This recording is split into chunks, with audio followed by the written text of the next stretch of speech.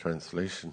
Srimati Radharani takes her first bath in the shower of the nectar of compassion, and she takes her second bath in the nectar of youth.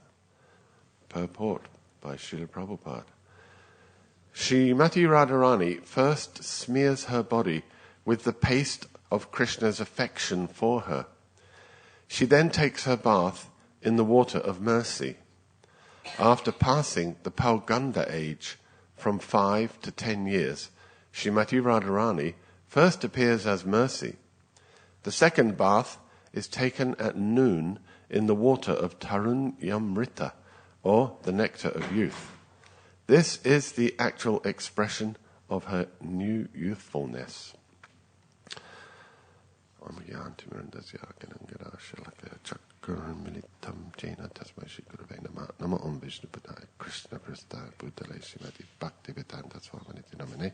Namaste Saraswati Deve Gauravani Vajane Nirvishesha Sunyavadi Paschatjadesha Tarine.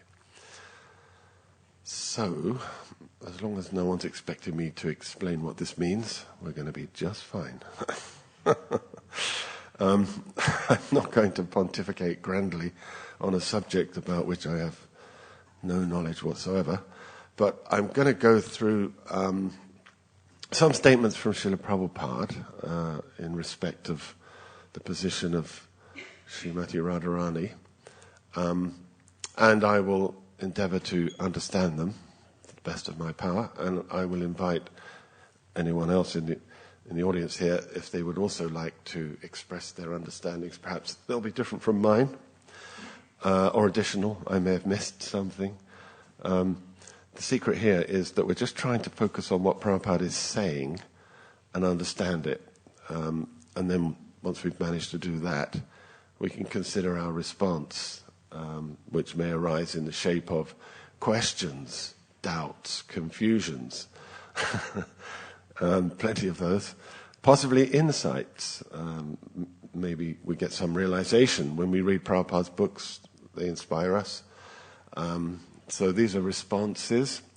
And ultimately, we try for an application. A so what? In other words, why is Prabhupada telling me this? He's writing his books, his purports, with a specific purpose in mind, obviously to educate us, but particularly what lesson is there that we can derive from the points that we've understood. And we should always read with that in mind and go through the steps like that. First understand, have I actually understood what he's saying? Is there any confusion about the words, the word meaning? Any doubts? Does it bring up, does this seem to conflict with anything I thought I knew or anything I previously read? And then once we've cleared that up, then does it give me any insights into the philosophy?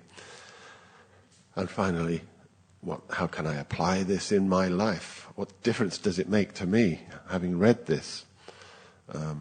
So we may not go through all those steps, but certainly the understanding, let's attempt that. So just to put this in context, this is Ramananda Roy speaking with Lord Chaitanya, and he is describing the features of Krishna and Radha, and here, of course, Srimati Radharani. He has been questioned by the Lord, what is the goal of life? And he's gone progressively through so many things until culminating in the pastimes of Radha and Krishna. And then from there he's describing the features of the divine couple. This particular verse was actually composed by Raghunath Das Goswami. It's from a book called the Preman Bhoja Maranda, which I have never read, or even seen. But yes, there are a number of verses here which are taken from that book, describing Srimati Radharani. Srimati Radharani is, of course, not an ordinary girl. She embodies spiritual rasa. Hladini, the Hladini Shakti of the Lord. And let's explore some thoughts, some statements rather from Srila Prabhupada. So this is taken from a class that he gave in 1974. I can invite you to read these actually rather than me do all the talking, but do we have, might be a good idea if we had the roving mic. Oh, you've got it there? Yeah. So would someone like to read this? Anyone, you can read it. You've got the mic in your hand. What is Radharani? Radharani is the pleasure potency of Krishna. Pleasure potency. Parasya Shaktir Vivideva Shriyate. The Supreme Lord has many potencies. Natasya Karyam Karanam Chavidyate. Therefore, he has nothing to do. He has got so many potencies, just like big man, a rich man. He's sitting, but his energies, his potencies are working. Big factory, and he knows everything. Similarly, Parasya Shaktir Vivideva Shriyate. He has got many multi-potencies. One of them is this pleasure potency. Pleasure potency. Thank you. So, I understand Srila Prabhupada is explaining who is Srimati Radharani, and he calls her the pleasure potency. And then he goes on to explain what is the potency. First he tells us that the Lord has many potencies. So what is a potency? I understand that means an energy. And an energy is integral to the energetic, to the person. So in Krishna's case, I understand that it means it's an expression of some aspect of his existence. In this particular case, it is the pleasure potency. So it's an expression of his love, actually. And Srimati Radharani embodies that. And he's saying the Lord has many potencies, and he quotes the verse from the Upanishads, Natasya Karyam Karanam Cha Vidyate, which he explains means he has nothing to do. He's got many potencies, just like a big man, a rich man. He's sitting, but his energies, his potencies are working. Big factory, and he knows everything. So he's comparing Krishna to a boss of a factory, a big man. So he's sitting at home, he's playing golf. He's off somewhere. But because he's set things up, he's got all of these agents of his. He's got the factory, he's got his manager, he's got his different workers, foremen, and what have you. So they are like his potencies. So what do? They execute his will. So Krishna's potencies are like that. They are executing his desire, his will. But he is simply by desiring, everything happens. He doesn't have to physically do anything. He has nothing to do. So we can explore that a little bit more in a second. And he knows everything. So multipotency. So like that, Krishna is acting through his various energies, one of which is Srimati Radharani, the pleasure potency. So that's how I understand that. If anybody here would also like to, or if you have seen anything there which I missed, and you would like to express an understanding, please do so. Put up your hand and you can take the mic and have a go at it. Otherwise, I know that Bhagavatam Guru is an expert in this process.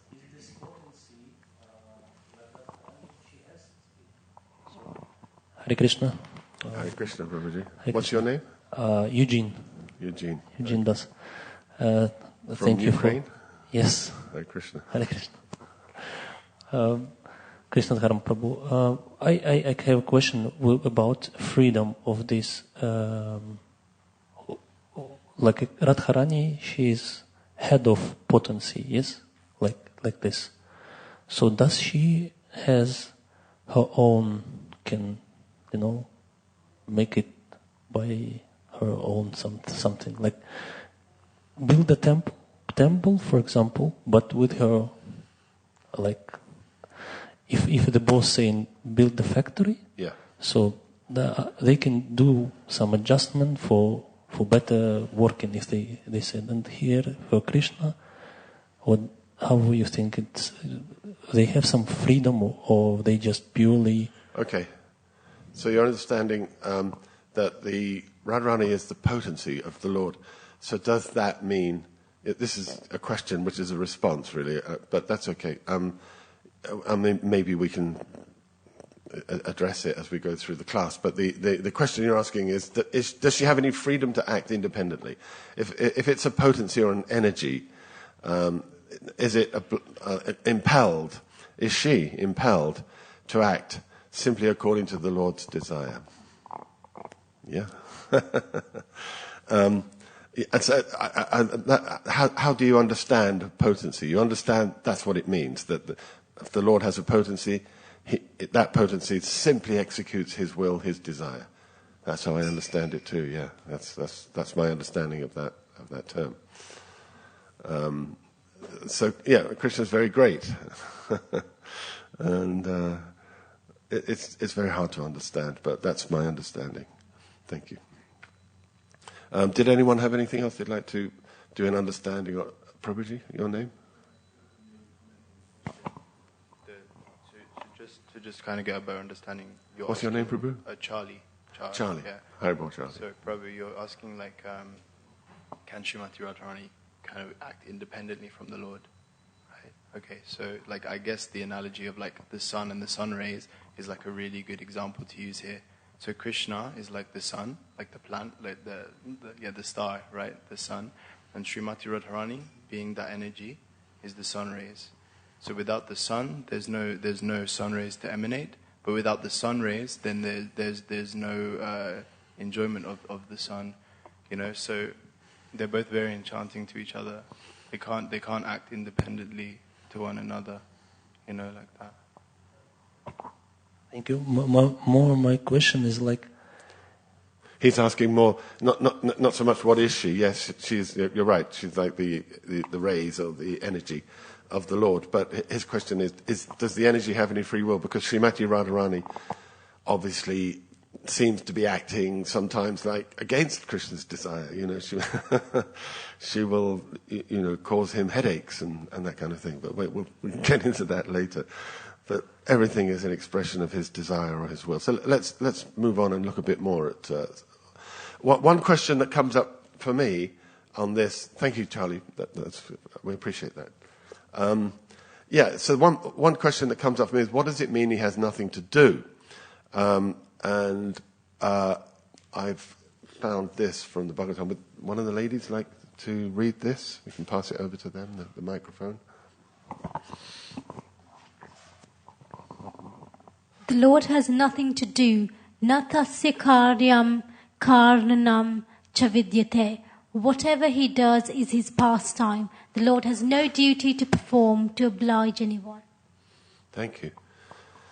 So again, this verse, Natasya karyam karnanam chavidyate, swabhabiki jnana bala kriyascha, that everything happens by the Lord's will. He has nothing to do. That's what I understand that to mean. So whatever he does is his pastime. So what does that mean? It means everything we do is not our pastime. It's not particularly our pastime to get up at 6 a.m, get ready, go down to the station, catch the train, go to London, work hard all day in the sweltering heat, come back at night, and completely knackered, take rest, and then repeat the following day. So that's not a pastime, that's an obligation. We're forced to do that, because if we don't do that, we won't eat, and our family also will starve, and we have nowhere to live. So Krishna's not like that. He doesn't have to do anything, obviously, like that. But he does things, so we see him doing things, right? He comes to this world, enacts his pastimes and dances with Srimati Radharani. But that's not because he has to, it's because he wants to. That's his pastime. So he's doing everything by his own sweet will, just for pleasure. His whole thing is pleasure. He has no duty to perform to oblige anyone.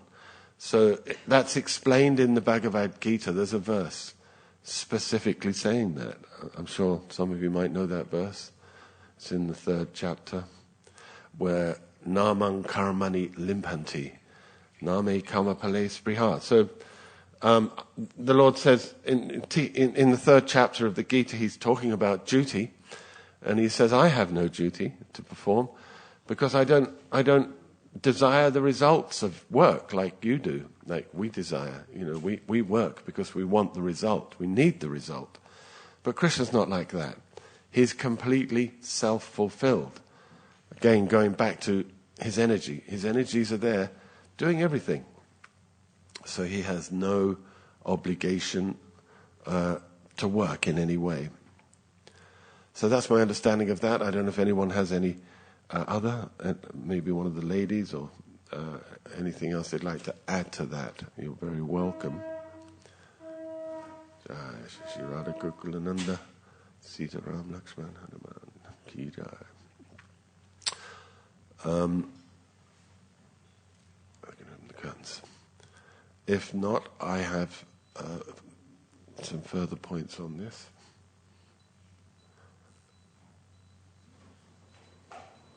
Jai Radha Gokulananda, Hare Krishna. Hare Bol, Namo Vishnu Namaste Saraswati Devi Gauravani Bachani. So, coming back to the point, the pleasure potency. Would someone like to read this?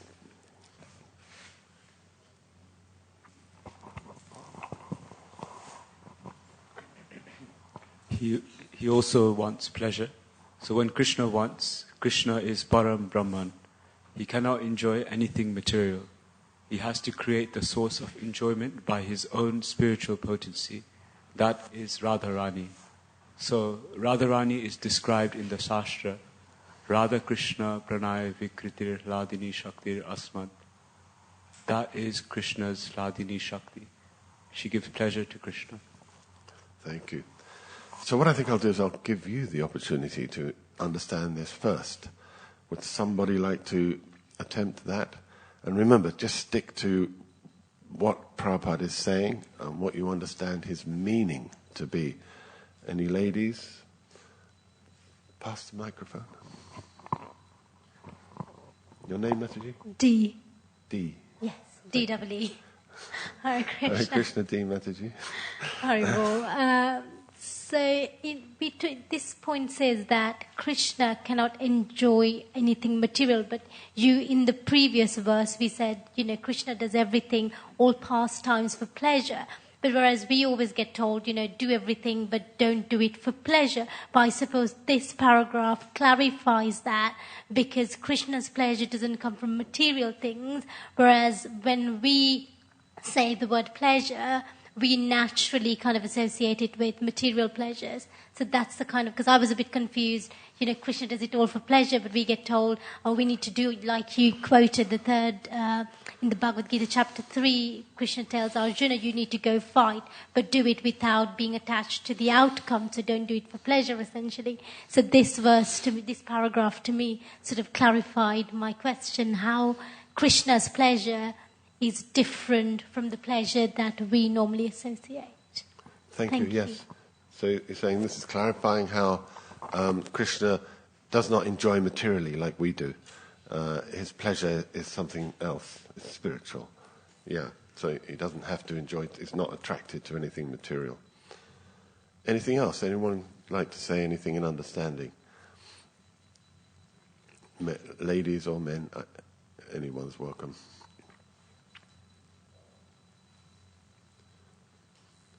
Prabhu? You are? Yeah. Your name? Bhagavad Dharmadas. Hi, Bhagavad. Nice to meet you. This, I would say, denotes that Krishna's pleasure with his potencies, with Srimati Radharani, is beyond his Atmarama. because he's satisfied in himself, but he enjoys more in the relationship with Radharani and other potencies. Thank you. So, yes, you're saying that he is Atmarama, so he's self-satisfied, and he enjoys by his own potency, and that's Srimati Radharani. He doesn't need anything, but he can enjoy by his own self-fulfillment. He's able to do that. He doesn't require anything, or is nothing outside of him. That's what Atmarama means, you understand. And Srimati Radharani is that pleasure that he enjoys, the potency. Is that what you were saying? Yes. Hare Krishna. Yes, but even more, that his relationship with Srimati Radharani is beyond his just Atmarama. Beyond his Atmarama? Yes, yes. Okay. Because he doesn't enjoy just in himself, but he enjoys the relationship. Okay. So, beyond, in other words, Srimati Radharani is expanded from him, and thus they become two. He can enjoy the relationship. He's not just sitting there like a self-satisfied yogi who's enjoying within himself, but he has actually manifested beyond himself, Radharani, to give him pleasure. So that loving relationship is where he derives that pleasure. Okay, thank you, Prabhu. Thank you very much, that's very good. Anything else? Anyone? Eugene, Prabhu? Thank you. This your discussion has just give me this. Is it an understanding of what's been... Yeah, Atmaram, I understand that Radharani came like from the Krishna. Yeah, she comes. So she is like a part of Atmaram, as I understood. And nevertheless, this relationship with her is something which is like a miracle between his energies. So it gives this flavor. That's what I think. Yeah. This flavor is come from, I don't know, from Krishna also. This of relationship, this flavor. Yeah. Okay, so you're saying that Srimati Radharani is the flavor rasa that she exhibits, and that's also coming from Krishna. That's his potency again being manifested through her. Yeah.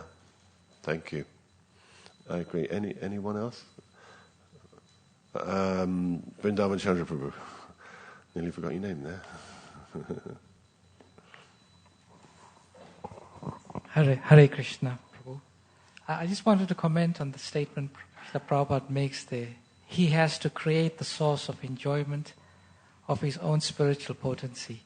In the introduction to the Adi Lila, Srila Prabhupada says, we say create, but when it comes to Srimati Radharani, there's no question of creation. She's eternal. And it's just so to allow us to have an understanding of this principle, he writes to create. But okay.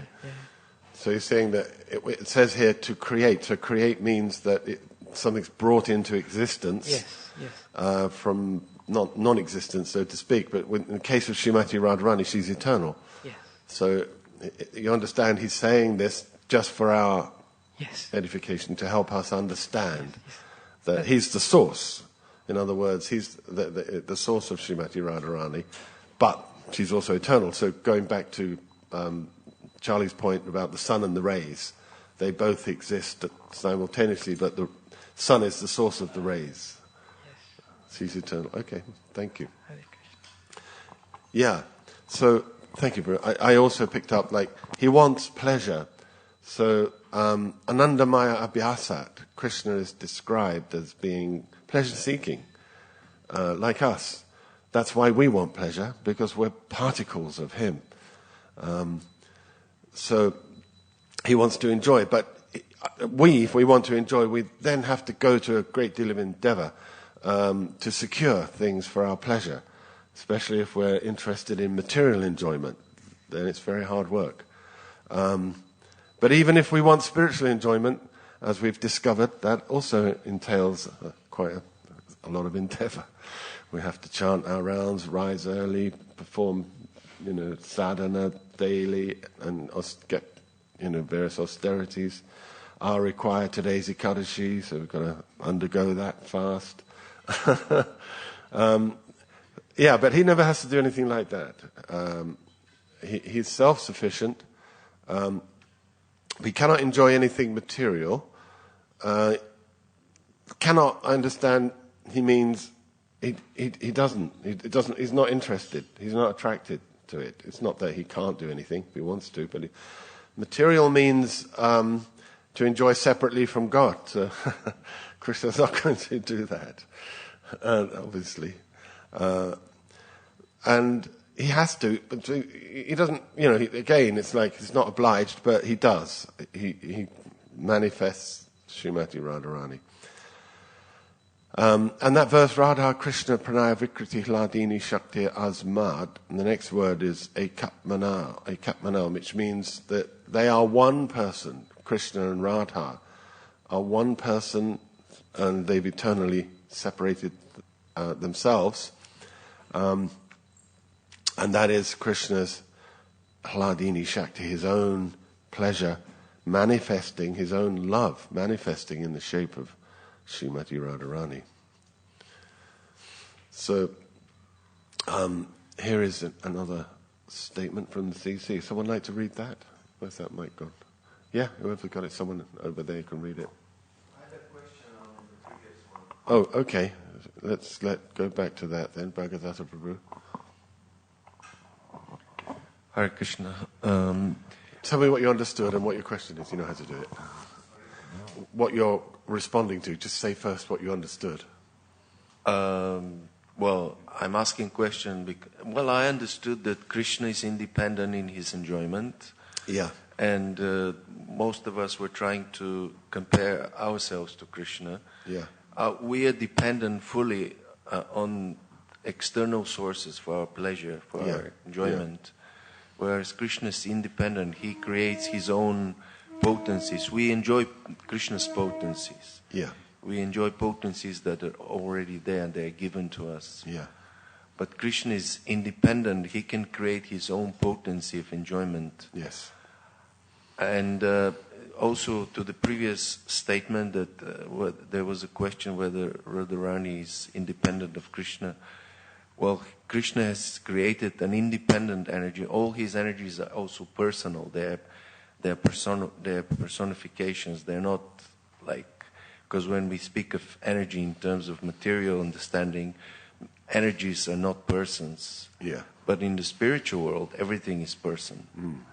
So Radharani has a personal will and personal independent thinking and willing and like that, but because she is Krishna's internal potency, she is in complete unison with Krishna, completely in harmony with Krishna's desire. She would never go against Krishna, whereas we tend to fall. So anyway, so that was the previous. But in terms of this statement now, I have a question. How do you understand that he cannot enjoy anything material? What does that mean, that Krishna cannot enjoy anything material? Mm-hmm. Okay. So your question arising from this statement, Krishna cannot enjoy anything material. What does that mean? Why not? Yeah, because that means that God is not all powerful. He cannot do something. Okay. You think that would indicate that he's incapable of doing something, namely enjoying materially. I did just mention that. But yeah, what would be your response, your light on that? I mean, I don't know. The word cannot implies that there is something that God cannot do, but that's not how we understand. God is. He is completely possible to do the impossible. I mean, he can create something like, this famous analogy, can God create something that he cannot... Can he create a hill that he can't lift? Yeah. Yes, exactly. and then he'll lift it. Yeah. Okay. He can. Yeah. He can do it and he cannot do it simultaneously, you know. But he cannot enjoy anything material. I assume that Prabhupada means that he doesn't enjoy anything material. It's not like he cannot, but not he that doesn't. He cannot. Yeah, it's just his use material of the word. Things don't give him satisfaction and pleasure. No. His pleasure comes from the spiritual potency. That's how I understand it. Reality, yes, that's right. So it's not that he cannot, it's just that he does not. He's not interested. Yeah. And what is your understanding? Exactly that. Yes, that's what he means. Yeah. And what does it mean, material? Material means forgetfulness of God. It means enjoying separately from him. You know, trying to enjoy our senses and forget about Krishna, which of course he's Krishna. So, you know, and it means exploiting. It means, you know, exploiting others for our own pleasure. Krishna doesn't exploit. You know, he doesn't have to. He's completely self-satisfied. And everything he does is a pastime. He acts out of love only, for the purpose of love. So therefore, it's never material. It's unconditional love in his case as well, which is expressed through Srimati Radharani. And we're just looking at that now. Thank you, Prabhu. Is that okay? That this is Srimati Radhika is the transformation of Krishna's love. She is his internal energy called Hladini. That Hladini energy gives Krishna pleasure and nourishes his devotees. Does anyone like to try and understand that at all? I found that quite interesting. The word, the Bengali word for nourishes here is poshana. Poshana. So those of you who know the Bhagavatam will know that that's one of the 10 items that the Bhagavatam deals with. In the Atra Sarga Visharga Char verse, Poshanam is one of them. I'm not sure if it's called Poshanam in that verse. I think it is. It is, yeah. It is, yeah. Yes, Sana Poshanam. That's right, yeah. Did you want to understand? Oh, yeah, Prabhu, yeah. Give him the mic. Sorry, I was wondering if I could just make a comment on the previous question about the material energy. Okay. It says that he cannot enjoy the material energy, but we know that material enjoyment is not a fact. There is no enjoyment in the material world, so it's true. Say that again. I apologize. He can't enjoy material. You're just commenting on that. Yeah. So there is no enjoyment in the material world. Okay. So. Yeah. Okay. So you're pointing out that actually there is no enjoyment in the material world. It's all an illusion. That's obviously he's. Yes. Thank you. So what does he mean here? Anyone have some thoughts on that? Any ladies that have not yet spoken, which is most of you? No pressure.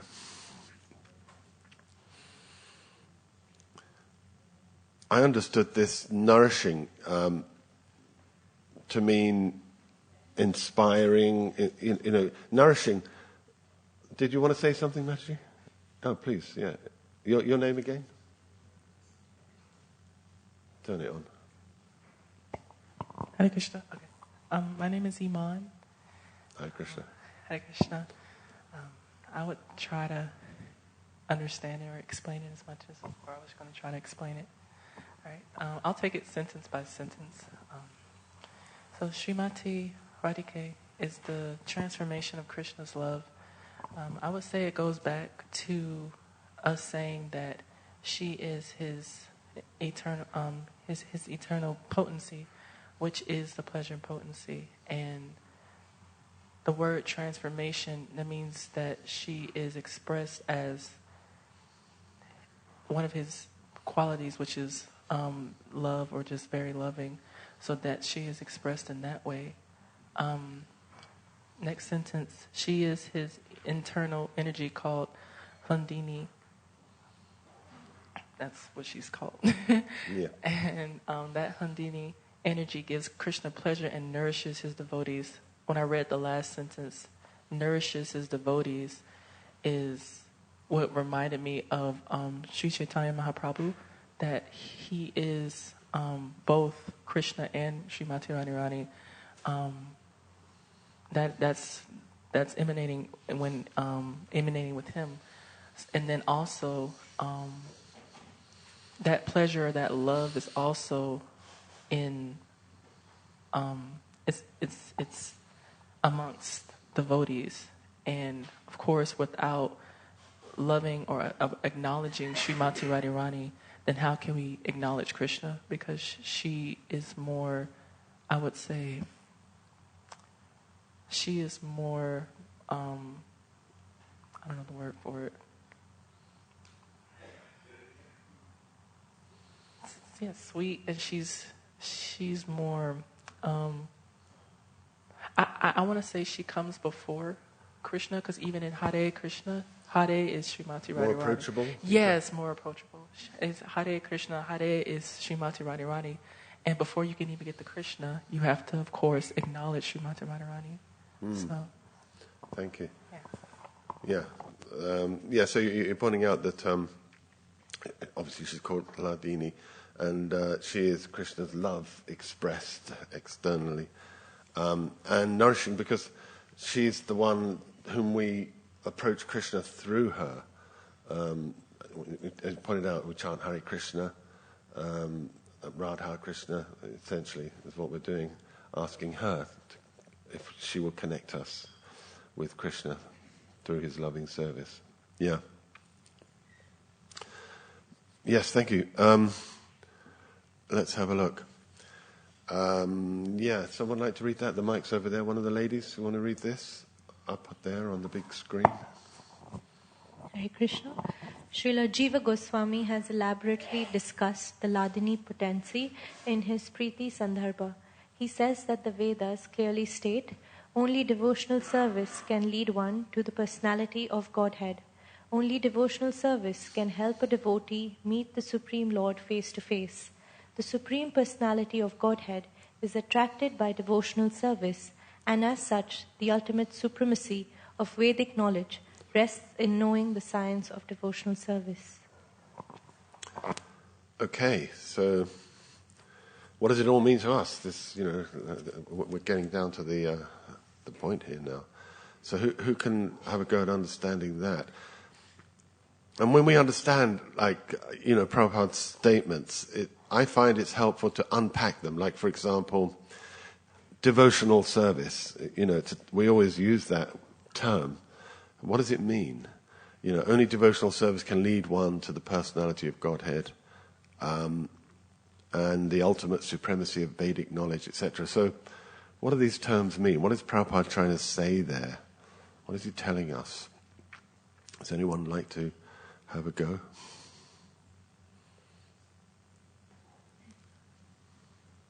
You're welcome. Oh, Mataji.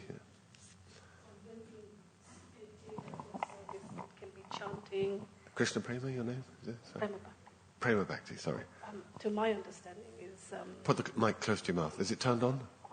Hello? Yeah, yes. I think it is. So, to my understanding is... Close to your devotional service means it could be anything, chanting, rendering personal, cooking, dressing, cleaning, could be in many ways. If we do it for the pleasure of the Supreme Personality of Godhead, he slowly but surely you could attain him by devotional service. That's my understanding. Okay, so you're saying devotional service can take the shape of different activities. Yes. Cooking, cleaning, hearing chanting, and etc. But done for the pleasure of Krishna. Yes, that's right. That's true. And then, then it pleases him, of course. Thank you. Thank you so much. Anyone else? Anything that they see there that we can... Prabhu? Selfless service, not seeking anything from God, expressing our helplessness, that the Supreme Power, you are the Supreme Power, I am helpless, I dedicate myself to you with wholehearted Thank you, yeah. dedication. That Hare Krishna. So you're saying that devotional service means to not expect anything from God, to dedicate ourselves to Him, selflessly serving Him, depending on Him, feeling completely helpless and totally dependent on Him, and doing everything simply to please Him, but not asking anything in return. That's how you see devotional service. Thank you very much. What was it? Yeah, that's very nice. Thank you, Prabhuji. Hare Krishna. Can I comment my understanding on this statement? To me, it means that only devotional service can lead one to the personality of Godhead. And before that, he says that Jiva Goswami elaborately discusses Hladini potency. So it appears that Hladini potency is the devotional service. So that's what connects us with Krishna.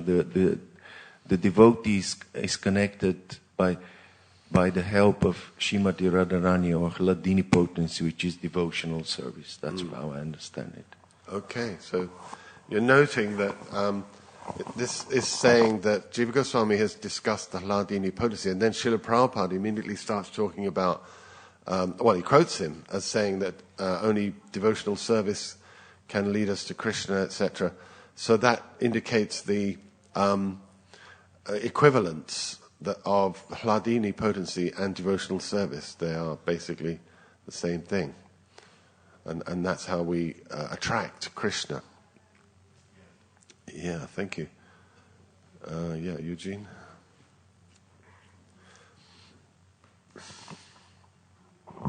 Krishna Haram Prabhu, I have a question about devotional service. What more attracts Krishna?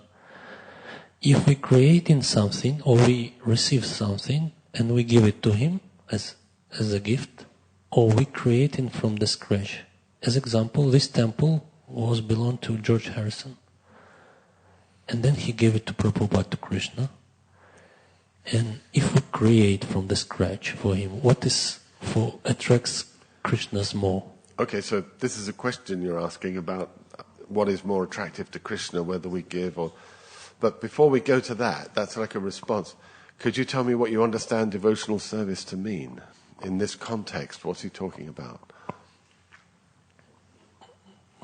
Devotional service for me in this context is that we trying to please the Krishna with our activity. So, whatever we do, we try to please Krishna.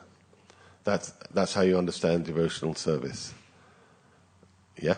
So, does that answer your question?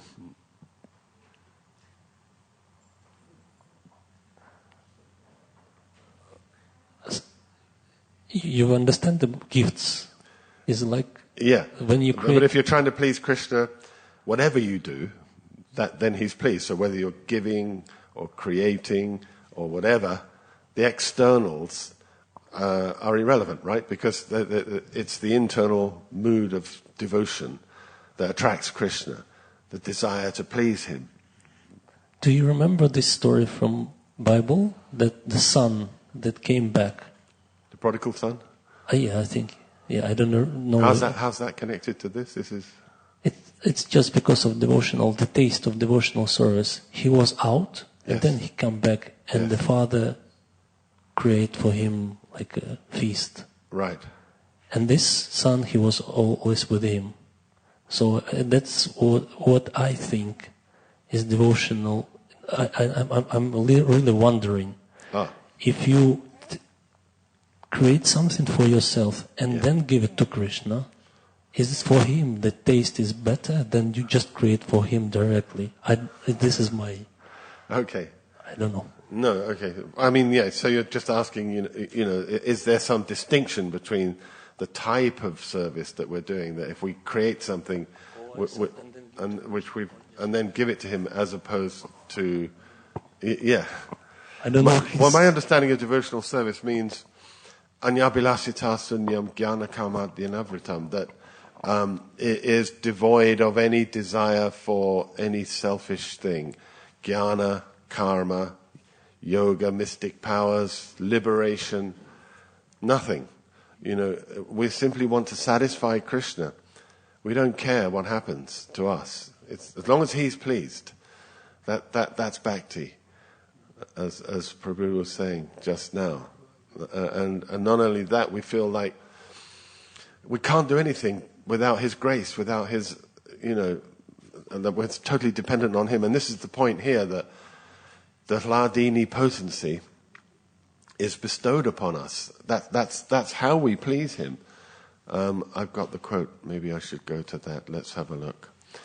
I had an evidence from Bhagavatam as regards only bhakti can please Krishna, which is this one, that this is the Lord speaking to Uddhava, that he's mystic yoga, Sankhya philosophy, pious work, Vedic study, austerity, renunciation. Nothing external will satisfy him, no matter how staunch you are, how austere you might be. They're doing the, Nirjal Kadashi fasting, which is great. I'm not saying that's a bad thing. But that in and of itself is not sufficient. You might be doing that so that people think, wow, he's really advanced, because he's fasting so every Kadashi. Or maybe thinking by doing this I'll get some kind of power, or whatever. But if you're doing this simply, I know someone who does the Nirjala Kadashi, doesn't say anything about it, doesn't tell anyone, doesn't advertise it at all. They're just doing it because Krishna, to please Krishna. So that's what counts, that I'm trying to please Krishna. I try and please Krishna by taking prasadam on the Kadashi. Honouring prasadam. Because I know that pleases him. So it's about the mood of, wanting to satisfy him and not the externals. These are the externals that are being mentioned here. But coming back to the point, let me see if I've actually got this. Yeah. So this is the point about the Hladini potency again. Somebody like to read that? Who's got the mic right now? We're okay till 9, right? I think on a Sunday. Okay. Whoever's got the mic can read this. What is the particular attraction that makes the Supreme Lord enthusiastic to accept devotional service, and what is the nature of such service? The Vedic scriptures inform us that the Supreme Personality of Godhead, the Absolute Truth, is self-sufficient, and that Maya, nations, can never influence him at all. Therefore, the potency that overcomes the Supreme must be purely spiritual. Such a potency cannot be anything of the material manifestation. So yes, this is... someone like to have a go at understanding that. It's some nice points here.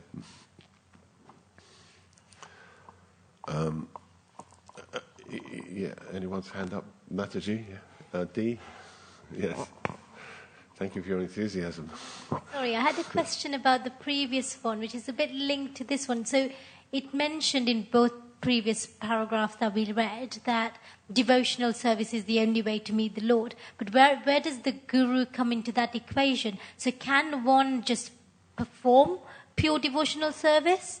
And because we always get told you need to approach Krishna through a bona fide spiritual master, right? So where does the guru come into the equation on this context? Okay, so your question is in the previous statement I had on board there was that it says only by devotional service you can please Krishna, but your understanding is that the spiritual master is an integral element required. So that's a really nice question, and we'll come back to that in a moment. It's worth considering. Before we go there, I just wanted to kind of pursue this Hladini Shakti idea and understand what Prabhupada has said here, where he's talking about that, about the pleasure potency.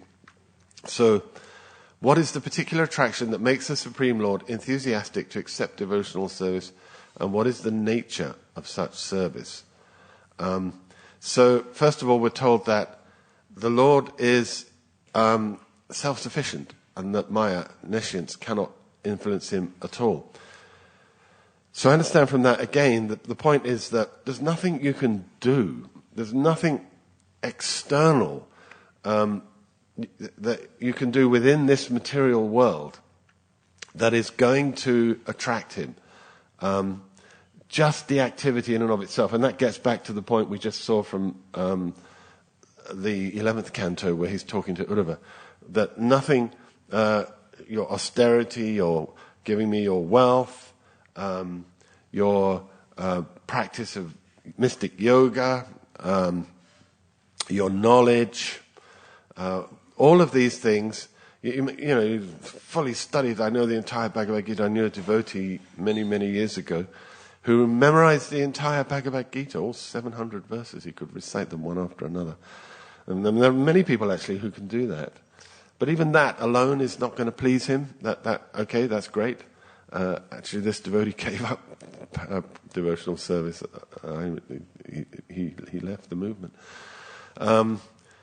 So there's something else. There's an element that's required, and that's what he's talking about here. Nothing material, nothing you can do. There's a potency that overcomes him that is not material. It must be purely spiritual. So purely spiritual, I understand, means not within the modes of nature. Nothing to do with goodness, passion, or ignorance. So you're not being impelled by the modes to do anything. This is something coming from another dimension, another platform that pleases Krishna. It's nothing to do with this material world. And the Lord is self-sufficient, so what does that mean? It means that we can't bribe him. He doesn't need anything. You can't. It's like, okay, I'm a billionaire, so if I give £1 million to the temple, Krishna will bestow his mercy on me. Well, no, not necessarily. Why are you giving him £1 million? You want your name to be on the plaque. You want the temple to be called after you or whatever. People to know how generous you are. So it's like the external act. You can't bribe God, and you can't flatter him.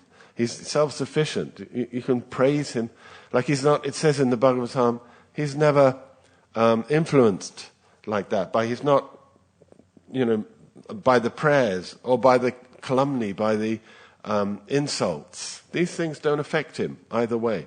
He's self-sufficient. He's completely in himself. He's satisfied. So that's what I understand this to mean. But there is something that overcomes him. Prabhupada uses the word here, that the potency that overcomes the Supreme must be purely spiritual. So what is that potency? And here it is, explained. Who's got the mic? Prayojana Prabhu, you had your hand up? Give him the mic. The example is with Prabhupada, actually. And his potency came from following the order of his spiritual master. In that empowered him. And he said, he said often, didn't he, for people to read back his purports. Because he said, he would say... what we want to do here... It would be fresh. This is a really good point you're making. I like this point. And similarly to Dee, that she was talking about spiritual master. Perhaps we can come to that in a moment. I just wanted to have a look at what Prabhupada's saying here and try and understand that, if we can. You can understand this if you like, or someone else, whoever would like to do that. I'll read it first. I think first someone could read that. That would be helpful. Yeah. Cyrus, the great emperor. Dear me. So, when the pleasure potency of the Supreme Personality of Godhead is exhibited by His grace in the person of a devotee, that manifestation is called love of God. Love of God is an epithet for the pleasure potency of the Lord.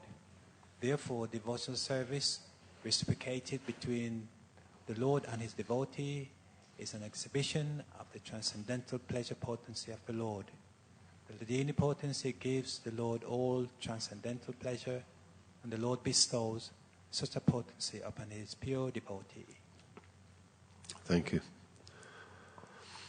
So yeah, we've got to the point here that Vrindavan Chandraprabhu, did you want to understand it? I wanted to comment on this based on the Nectar of Devotion. Prabhupada says here the love of Godhead, he mentions love of Godhead is the epithet of the pleasure potency. Mm-hmm. So love of Godhead is prema, and the first ray of prema is bhava bhakti. And in the Nectar of Devotion, Srila Rupa Goswami gives the definition of bhava bhakti.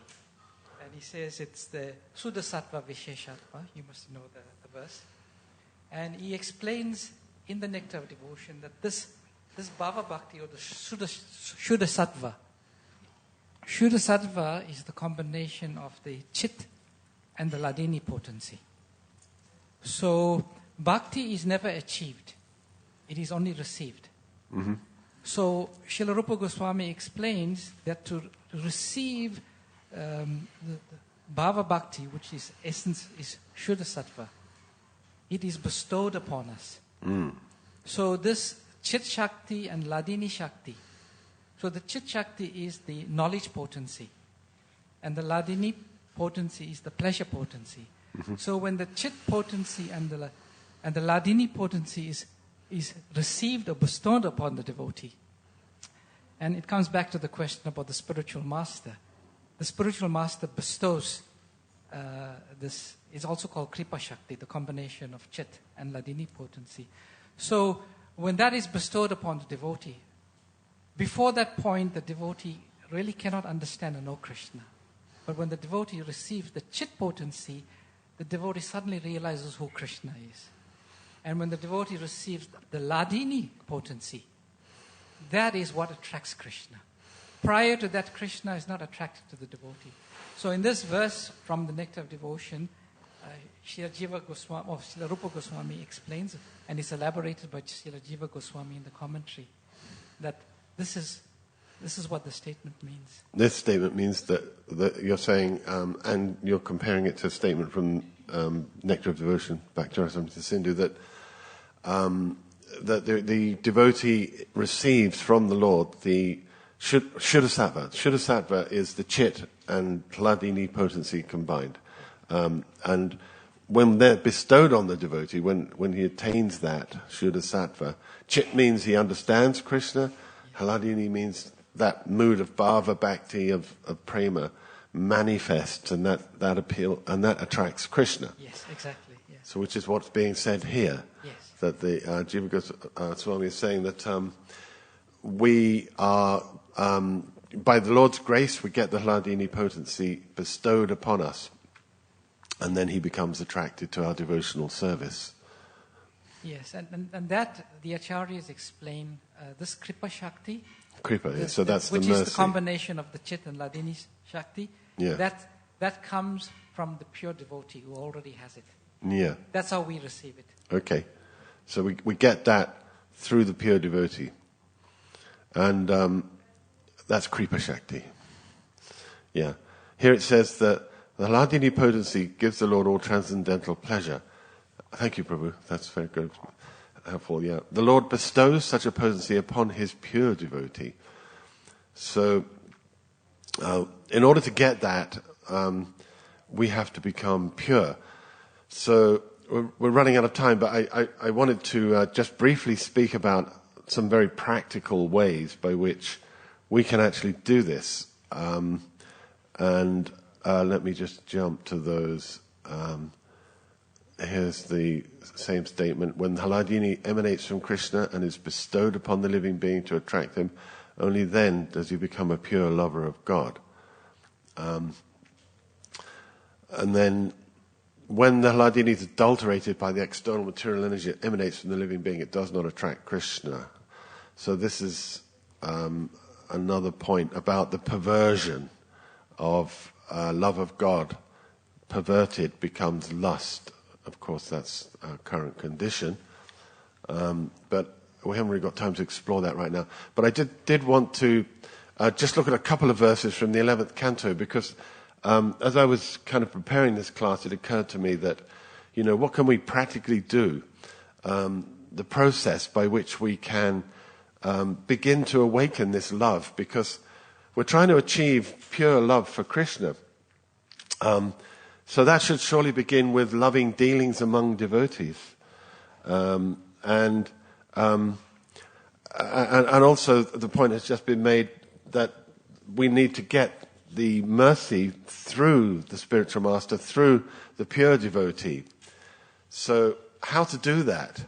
And this is this verse and the following one, which I'll also read in a second, to me give us the very practical process. One should learn how to associate with devotees of the Lord by gathering with them to chant the Lord's glories. This process is most purifying. So very purifying, coming together, doing what we're doing now, actually, discussing the Lord's glories and, chanting together, doing kirtan, and then especially discussing Bhagavatam and Gita together. Purifying because we need to be pure, for the Hladini potency is bestowed upon the pure devotee, it said, that one who has jnana karma dhyanavritam, no jnana, no karma. So by the process of satsanga, satang prasangam mamavirya sambido bhavanti hritkana, by coming together and discussing the Lord's glories.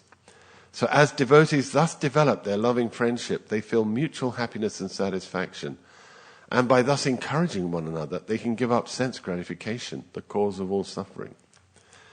So this is a very powerful process of coming together and doing this satsanga, discussing the glories of the Lord.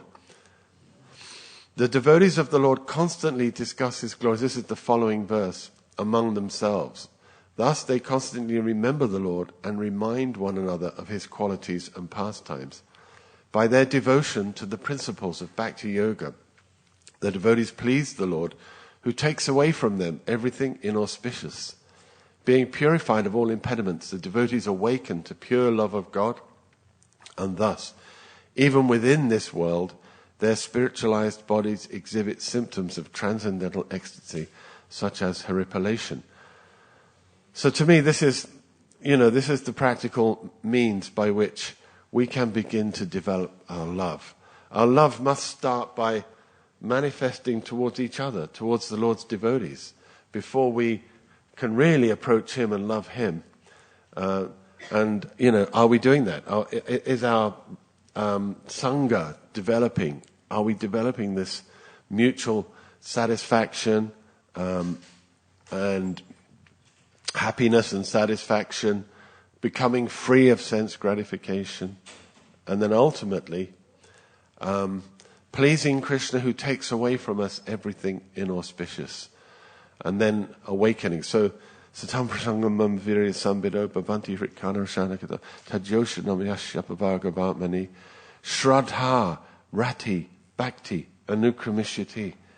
Step by step these things awaken. First our faith deepens, and then our attraction, rati, awakens. Rati means a taste for hearing and chanting, which overpowers everything else. We lose all interest in anything material. And then bhakti, then this bhakti comes, this devotion, the Hladini potency comes. So Shraddha, Rati, Bhakti, step by step. So I strongly recommend that we do more of this together as much as we can. Obviously the classes, try to make them as much as you can processes of mutual discussion, which is what I try to do today. It's a little difficult, there's a large number of us. It's easier when there's a smaller group, but still, it's possible. Rather than just hearing passively, speaking, one person speaking, everyone else falling asleep, on their phone, so many things. But try to, get involved, engage with the subject matter, hear about Krishna, repeat. Because when we speak our understandings, we're repeating Shravanam, Kirtanam. That's Kirtan, to discuss the glories of the Lord. And then to meditate on it. Vishnu Smaranam, to assimilate. So these this is the process that will attract Krishna and will get the Hladini potency bestowed upon us ultimately. So it's actually gone 9 o'clock. I'm going to stop. I don't know if there's any final points or questions that anyone would like to make before we wrap it up. Unfortunately, I wasn't able to go through all the slides. Mataji, yeah. Can you give her the mic for 1 sec before you speak so that we can all hear you? Thank you. I was going to say, probably from my understanding, so it could be anything in devotional service. To my understanding, is the loving exchange that you have. Closer, put it. It's the loving exchange that you have. That is what we're trying to aim for. Yes. To my understanding. Okay, yeah. So you're saying that devotional service, it could be anything externally, but the essence of it is the loving exchange that we're trying to achieve with the Lord. It's an exchange of love, that we're doing something out of love for Him. Yeah. And of course He's reciprocating. Thank you. Thank you. Anything else? Anyone? And of course it requires that, love, we can't just pretend that we love God. That has to be developed by this process. Hearing and chanting. Go ahead, Prabhu. Did you want to speak? Hare Krishna. In terms of everything that we've discussed so far, that we have to develop love and we have to be graced by the spiritual master with that love. And I was thinking then, what is the significance and the importance of being engaged in missionary activity? Is it because it's pleasing to the spiritual master, and thus because it's not directly, trying to spread Krishna consciousness? How does that relate to what we've been discussing today? Right. So you're saying, in respect of developing our love for God and, attracting Krishna's mercy, Hladini, Shakti and everything, where do missionary activities fit in to that scheme, is the question. Did I understand you? I'd like to hear your answer. Do you have a light? We need to... we didn't really talk much about the spiritual master, which Dee and Prayojana Prabhu is now gone, was speaking about. But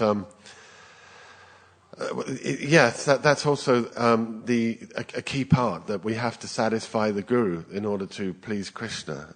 That he's represented. Of course, Krishna is represented as the spiritual master. He is Krishna, the external manifestation of the Lord. So pleasing him means to do what he asks us to do and to satisfy him. So one of the things he likes us to do is missionary work, as much as we can, to help others spread Krishna consciousness.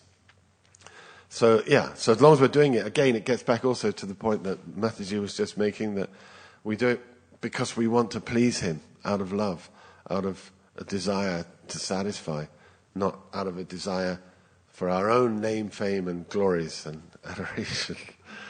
That's the key thing, isn't it? Prabhu, in the corner. In the Bhagavan 9.4.63-67, Prabhupada says, poses a question, what is a devotee's chief concern? A devotee is concerned about serving him with love. In order to please the Lord and to relieve others' misery, a devotee's chief concern is to liberate others less fortunate living entities and bring them to Krishna consciousness. Mm. So you're citing a quote from the 9th canto where he stresses the importance of helping others, bringing less fortunate to bringing people, consciousness is the devotee's chief concern. Yeah, I agree completely. That's critical.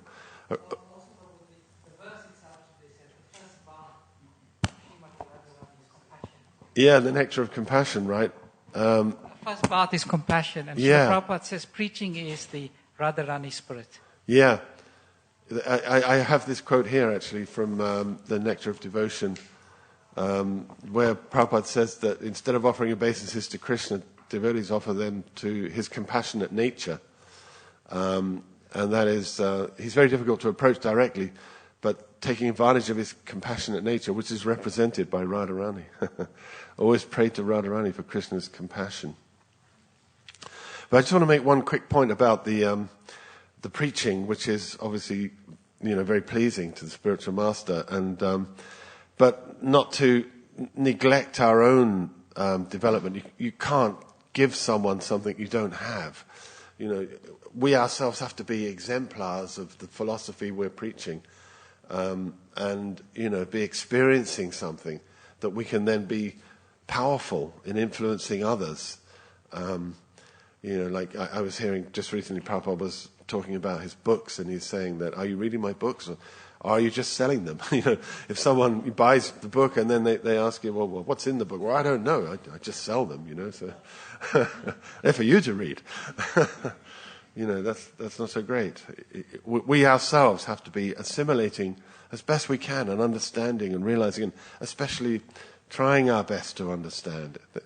Maybe it's hard for us, but we should try at least our best to understand, and do that by coming together and discussing the philosophy, going through it in the ways that I tried to illustrate today. All right, thank you very much, Prabhus. All glories to Srila Prabhupada. Hare Krishna.